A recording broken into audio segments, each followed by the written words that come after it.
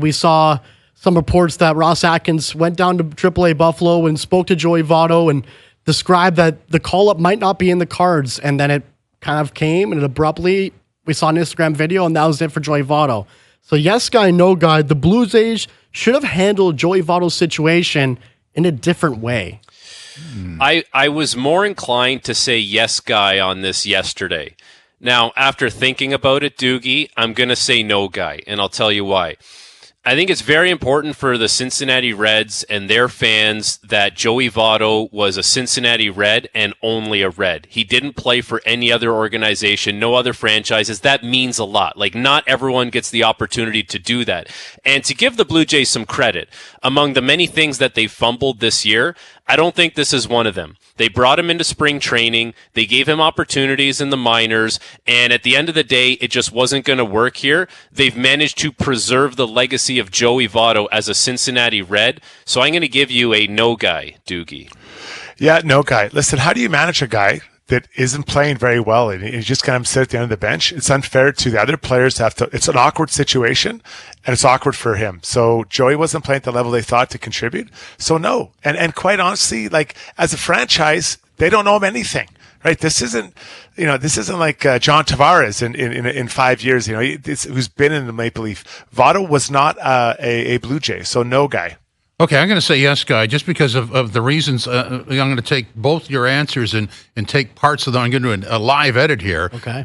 He wasn't hitting well, but that didn't happen on the weekend. That happened all year. So everybody knew he wasn't hitting well, and everybody knew there was a struggle there. He was on a Buffalo contract. He wasn't on a Major League contract. And everybody knew, because the schedule was released months and months ago, that the Cincinnati Reds would be here at this time. So if you're proactive and you're ahead of the curve, which you'd like your general manager to be, you could see all this. And there was quite a demand on Monday that he get called up. So you have to anticipate this stuff. So I would have done this a week ago and said, you're not going to get called up. Yeah. Cincinnati's here. How do you want us to can we help you handle this? That's what I would have done. And we spoke about it. I believe Frankie was on that day where we said, is it going to be coming up in this series? And I believe it was all a no guy from everybody. And I totally get why. It's like the numbers weren't there, but at the end of the day, it was more a legacy. And that's what Blue Jays fans are kind of harping at, saying this was his series, this is his team, this was his foundation, and it didn't really hold up to the cards. Even just one at-bat would have been you want to respect him, though. It's not a sideshow. So I think that you get in front of it before it happens and say, look, this is not going to happen. Can we help you with this? It was an organizational Jimmy. decision. He's not a sideshow. Yeah. It's a very, very good way of putting it. Yeah, he's going to the Hall of Fame. Well, the hockey world has been buzzing over the last couple of days, guys. It's been from trades to signings to different type of news. And we got some news out of Winnipeg and Pittsburgh with the Jets trading Rutger McGroarty to the Penguins for Braden Yeager. Both high picks, both 14th overall, one in 2022 and one in 2023. And we're going to go center stage to Winnipeg. And yes guy, no guy to all of you, the Jets are a clear-cut playoff contender next season. Yes guy, Doogie. Oh. Yes guy, they are. Oh. Of course they're a playoff contender. By far? Yes, like we're talking about the Jets have a chance of making the playoffs. Yes, you have one of the best goalies in the league still. You're pretty much returning most of the blue line. So that's not really changing. You're going to get hopefully a full season of Gabriel Velarde, who was really good when he played last year. He missed a bunch of games due to injury. And I'm pretty excited about what Cole Perfetti can do with a little more opportunity. Like there's a skill set there that I think has a lot of potential to put up points and handle that elevated role.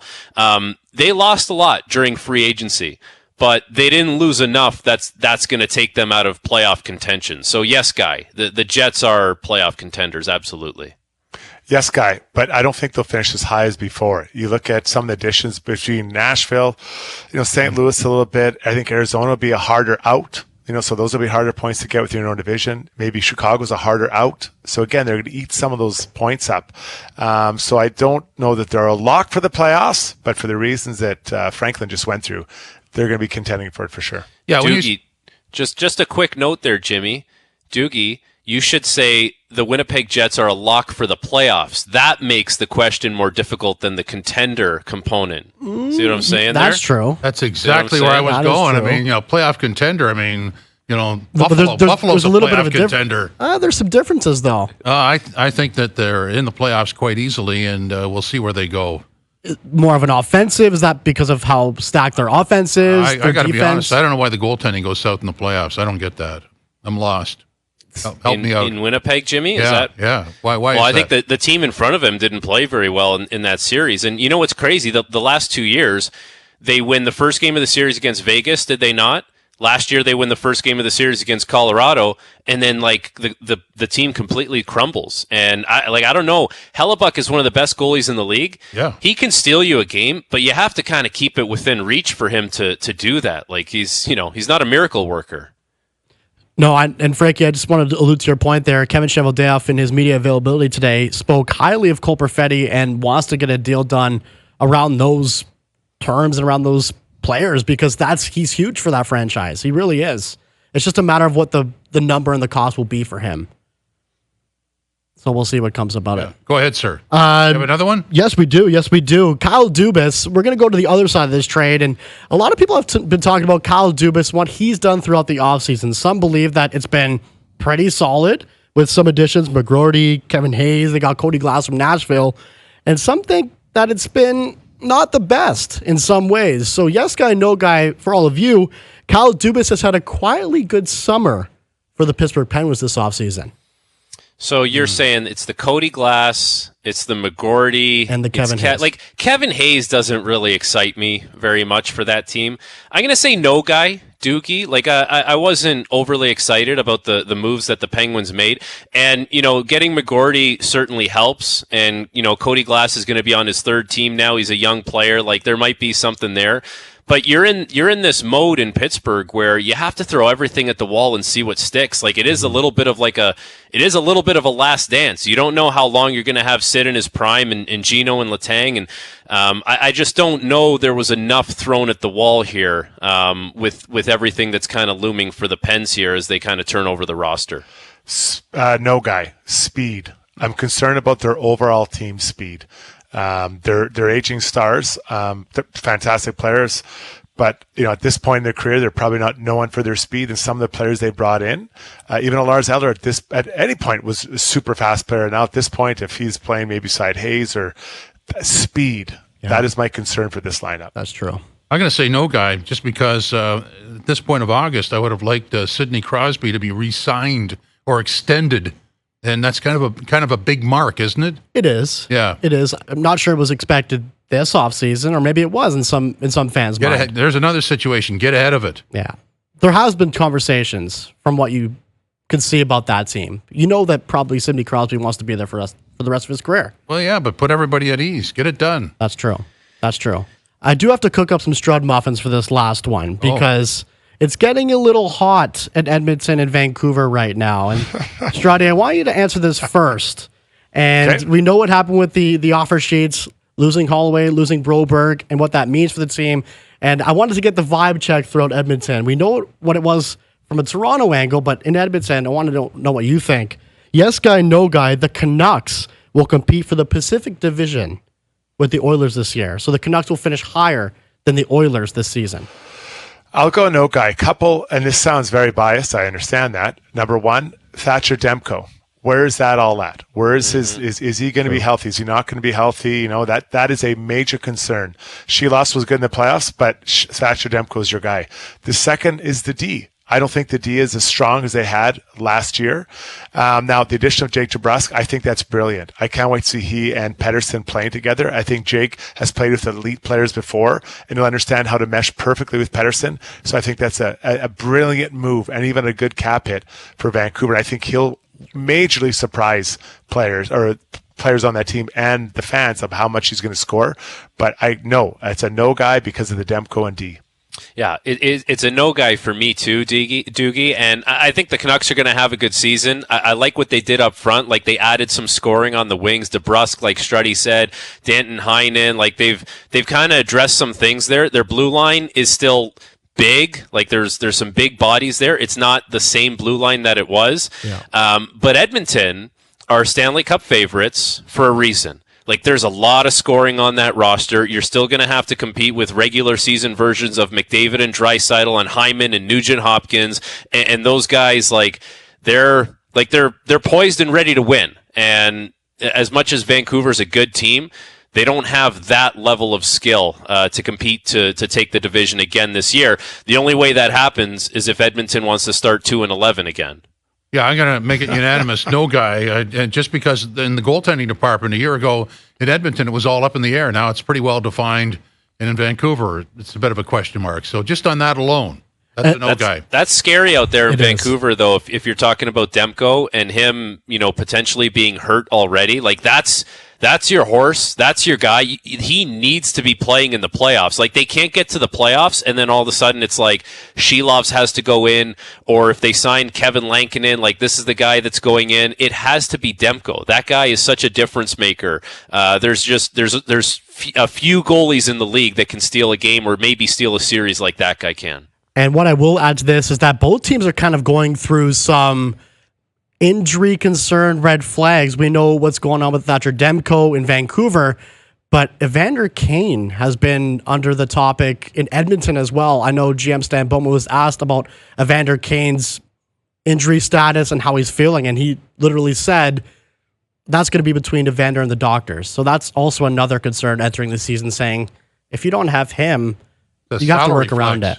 There you go. Yeah, a bit of a salary flex. It will be. So both teams entering with some eye-opening injury concerns. Is that your way of saying yes guy, no guy is concluded for this particular edition of Overdrive?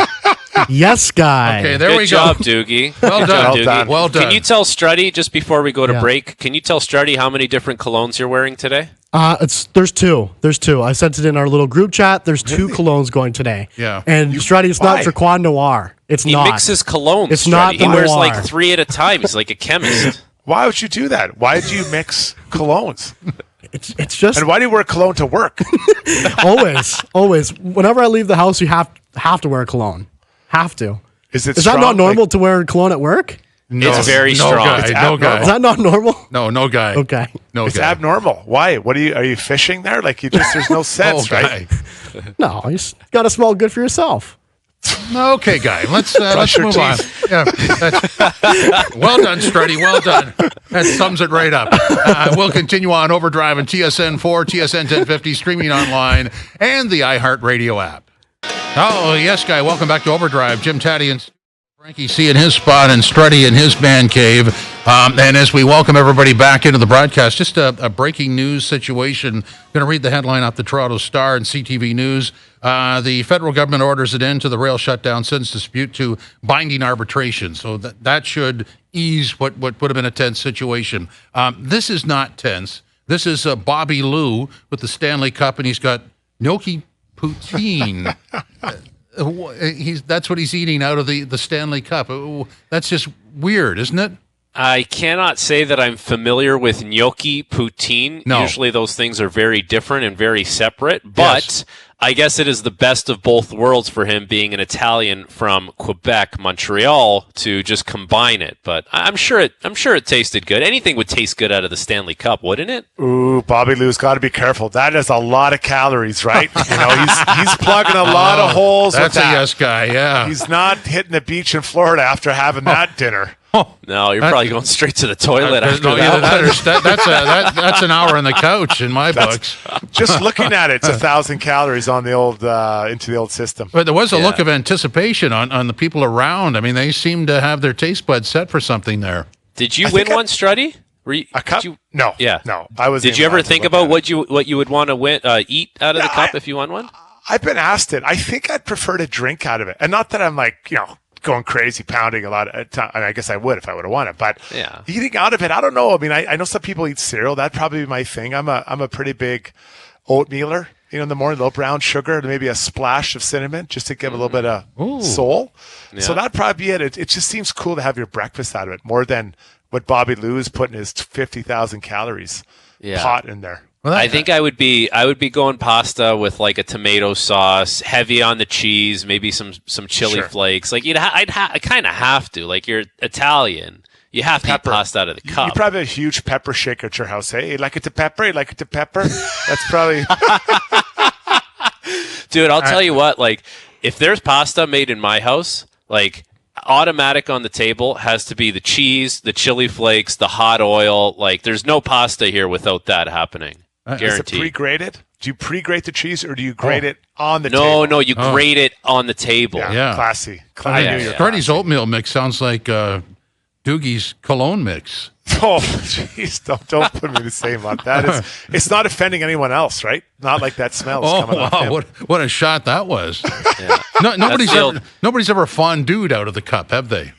I don't know. I don't know if we've had a fondue. Heat it up. Plenty of Lucky Charms, though. Oh, boy. Okay, coming up in hour number 3, Bruce Boudreau will be by, former NHL coach and TSN hockey analyst. And at the bottom of the hour, Matt Dunnigan talking about CFL action tonight. We've got Saskatchewan in Toronto at BMO Field with the X on. And you can listen to it here on TSN 1050 or watch it on TSN 1, 3, or 5 as Overdrive continues.